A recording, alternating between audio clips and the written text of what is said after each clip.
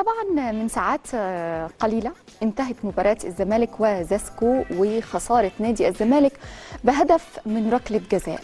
الحقيقة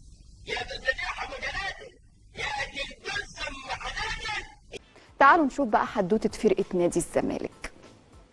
الحقيقة ان احنا هنلوم ومش هنلوم في نفس الوقت. هنبتدي بعدم اللوم.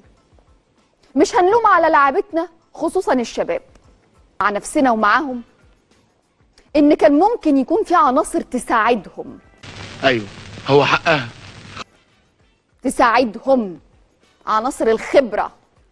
وهنا في فرق ما بين لاعب اساسي واحتياطي ولاعب خبرة. انا بتكلم على اللاعب الخبرة. بيكي يا قلب. احنا يا جماعة بقينا بنلعب ماتشاتنا بعدد قياسي من الغيابات، 15 لاعب مرة، 16 لاعب مرة، وده فوق طاقة اي فريق. حاول اضرب كف بكف يا حاج، حاول. كمان احنا الحقيقة في المرحلة اللي جاية ما فيهاش هزار بالنسبة لنا.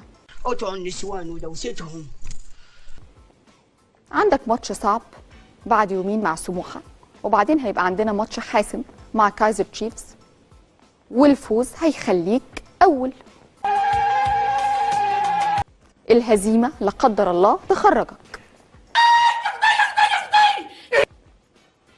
أيوه، الهزيمة تخرجك.